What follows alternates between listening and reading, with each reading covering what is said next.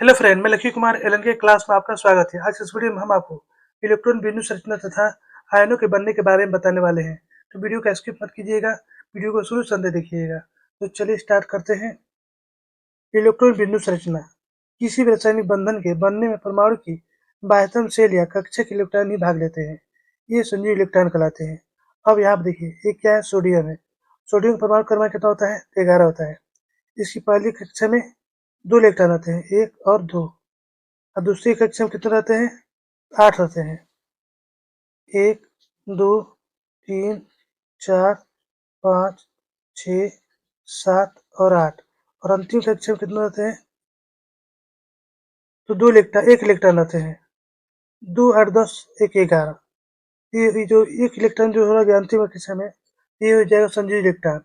ये क्या कहलाएगा? संजीव इलेक्ट्रॉन कहलाएगा। इन इलेक्ट्रॉनों के परमाणु के संकेत के चतुर्दिक बिंदु द्वारा दर्शाया जाता है। चतुर्दिक बिंदु द्वारा। अब मैग्नीशियम देखिए, मैग्नीशियम कितना परमाणु क्रमांक होता है? तो 12 होता है।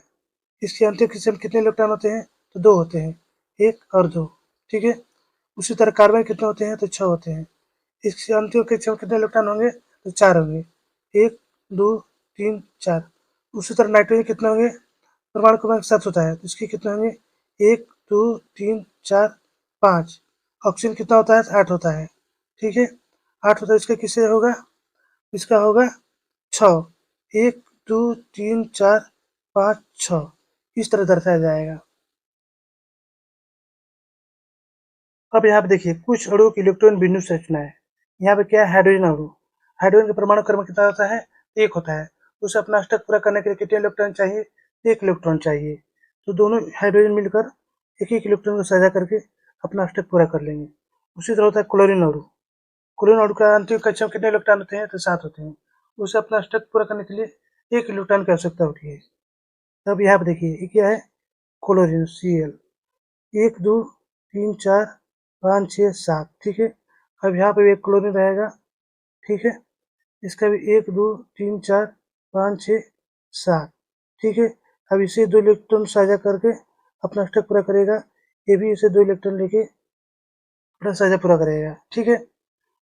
ऑक्सीजन अणु। ऑक्सीजन अणु में कितने परमाणु होते हैं ऑक्सीजन के? तो 2 होते हैं। ऑक्सीजन का परमाणु क्रमांक कितना होता है? 8 होता है। उसकी अंतिम कक्षा कितने इलेक्ट्रॉन होते हैं? तो 6 होते हैं। अब यहाँ पे देखिए, ये ऑक्सीजन 1, 2, 3, 4, 5, 6। अब यहाँ पे ऑक्सीजन है 1, 2, 3, 4, 5, 6। अब इसे 2 इलेक्ट्रॉन को साझा करके अपना अष्टक पूरा कर लेगा। अब ये ऑक्सीजन जो है इससे 2 इलेक्ट्रॉन को साझा करके अपना अष्टक पूरा कर लेता है। अब यहाँ पे देखिए हाइड्रोजन क्लोराइड अणु। इसमें हाइड्रोजन कितने परमाणु हैं? 1 है और क्लोरीन के 1 है। हाइड्रोजन का परमाणु क्रमांक कितना होता है? 1 होता है। और क्लोरीन का होता है 17 होता है। क्लोरीन का अंतिम कक्षा कितने इलेक्ट्रॉन होते हैं? तो 7 होते हैं। ठीक है। अब यहाँ पे देखिए, ये हाइड्रोजन हो गया, इसके 1 इलेक्ट्रॉन है। ठीक है। एक क्लोरीन हो गया। क्लोरीन कितने इलेक्ट्रॉन है? 1, 2, 3, 4, 5, 6, 7।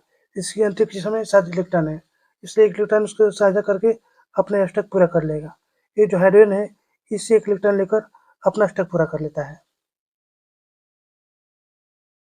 अब यहाँ आप देखिए मीथेन का अणु। मीथेन के एक अणु में कार्बन कितने परमाणु होते हैं? तो 1। हाइड्रोजन कितना होता है? 4 होता है। ठीक है। और कार्बन का परमाणु क्रमांक कितना होता है? तो 6 होता है। इसकी पहली कक्षा में 2 और दूसरी कक्षा में 4 इलेक्ट्रॉन होते हैं। इसे अपना अष्टक पूरा करने के लिए 4 इलेक्ट्रॉन की आवश्यकता होती है। हाइड्रोजन के 1 ही होता है। ठीक है।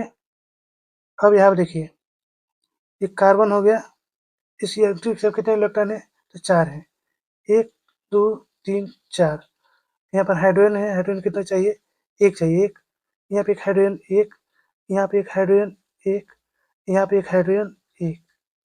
इस तरह अपना अष्टक पूरा करेगा, इस तरह अपना अष्टक पूरा करेगा, इस तरह अपना अष्टक पूरा करेगा, इस तरह अपना अष्टक पूरा करेगा। कार्बन जो है इसे सबसे एक एक इलेक्ट्रॉन लेकर ये अपना अष्टक पूरा कर लेगा। ठीक है। अब यहाँ पे देखिए अमोनिया का अणु। अमोनिया के एक अणु में नाइट्रोजन कितने परमाणु होते हैं? 1। हाइड्रोजन कितने होते हैं? 3 होते हैं। नाइट्रोजन का परमाणु क्रमांक कितना होता है? तो 7 होता है। इसकी पहली कक्षा में 2, दूसरी कक्षा में 5। इस अपना अष्टक पूरा करने के लिए कितने इलेक्ट्रॉन चाहिए? 3 चाहिए। अब यहाँ पे देखिए, ये नाइट्रोजन। ठीक है। इसके कितने अंतिम कितने इलेक्ट्रॉन है? तो 5 है। 1, 2, 3, 4, 5। हाइड्रोजन कितने चाहिए? 3 हाइड्रोजन है। ठीक है। एक यहाँ पर हाइड्रोजन, एक यहाँ पर हाइड्रोजन, एक यहाँ पर हाइड्रोजन, एक, एक, एक। ये हाइड्रोजन इससे एक इलेक्ट्रॉन लेकर अपना स्टेप पूरा कर लेगा। ये हाइड्रोजन है, इसे एक इलेक्ट्रॉन लेकर अपना स्टेप पूरा कर लेगा। ये हाइड्रोजन है, इसे एक स्टेप लेकर अपना स्टेप पूरा कर लेगा। ये जो नाइट्रोजन है, तीनों हाइड्रोजन से एक एक इलेक्ट्रॉन लेकर ये अपना स्टेप पूरा कर लेते हैं। चलिए आगे देखते हैं। आयनों का बनना। जब कोई परमाणु एक अधिक संजीव इलेक्ट्रॉनों का त्याग करता है तब वह परमाणु घनाविष्ट हो जाता है।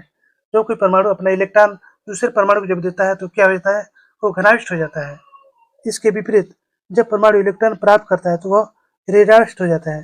जब कोई परमाणु इलेक्ट्रॉन ग्रहण करता है या दूसरे परमाणु से इलेक्ट्रॉन लेता है तो क्या हो जाएगा, वो ऋणाविष्ट हो जाएगा। ये घनाविष्ट या ऋणाविष्ट परमाणु आयन कहलाते हैं। ये जो घनाविष्ट और ऋणाविष्ट जो परमाणु है ये क्या कहलाते हैं, ये आयन कहलाते हैं। आयन पर उत्पन्न आवेश की मात्रा त्यक्त या प्राप्त इलेक्ट्रॉन की संख्या पर निर्भर करती है। किस पर निर्भर करती है, इलेक्ट्रॉन की संख्या पर निर्भर करती है। घनाविष्ट आयन घनायन और ऋणाविष्ट आयन ऋणायन कहलाती है। घनाविष्ट आयन है जो वो क्या कहलाएगी, घनायन कहलाएगी, और जो ऋणाविष्ट आयन है वो ऋणायन कहलाएगी। उदाहरण, सोडियम का परमाणु एक इलेक्ट्रॉन त्याग करके सोडियम आयन में परिवर्तित हो जाता है। सोडियम का परमाणु क्रमांक कितना होता है, तो 11 होता है। इसकी अंतिम कक्षा में कितने इलेक्ट्रॉन है, एक इलेक्ट्रॉन होता है, ठीक है। इसलिए क्या करेगा, एक इलेक्ट्रॉन का त्याग कर देता है और क्या हो जाएगा, ये धनायन हो जाएगा, ठीक है। अब यहाँ पर देखिए, इसी प्रकार कैल्शियम का परमाणु दो इलेक्ट्रॉनों का त्याग करके कैल्शियम आयन में परिवर्तित हो जाता है। कैल्शियम परमाणु क्रमांक कितने इलेक्ट्रॉन है, तो 2 है। तो क्या करेगा, ये 2 इलेक्ट्रॉनों का त्याग कर देगा। यहाँ पे देखिए 2 इलेक्ट्रॉन का त्याग कर देगा, क्या हो जाएगा, +2 हो जाएगा, ठीक है। +2 हो जाएगा, यानी कि 2 इलेक्ट्रॉन का त्याग कर रहा है। इसके विपरीत क्लोरीन का परमाणु एक इलेक्ट्रॉन प्राप्त करके क्लोराइड आयन बनाता है। क्लोरीन का परमाणु क्रमांक कितना होता है, तो 17 होता है। इसके अंतिम कक्षा में कितने इलेक्ट्रॉन है, तो 7 है। इस अपना अष्टक पूरा करने के लिए एक इलेक्ट्रॉन की आवश्यकता है। यह क्या करेगा, एक इलेक्ट्रॉन ग्रहण कर लेगा, अपना अष्टक पूरा करके ये क्या हो जाएगा, रेडायन हो जाएगा, ठीक है। इसी प्रकार ऑक्सीजन का परमाणु 2 इलेक्ट्रॉन प्राप्त करके ऑक्साइड आयन बन जाता है।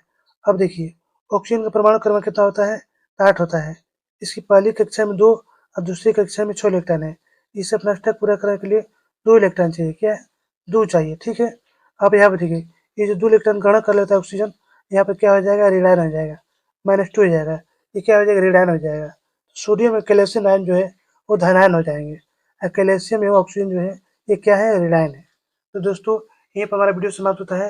यदि हमारी वीडियो आपको अच्छी लगती है तो लाइक सब्सक्राइब जरूर कीजिएगा, बेल आइकन जरूर दबाइएगा, जिससे नई वीडियो का नोटिफिकेशन आपको मिलता रहे। धन्यवाद।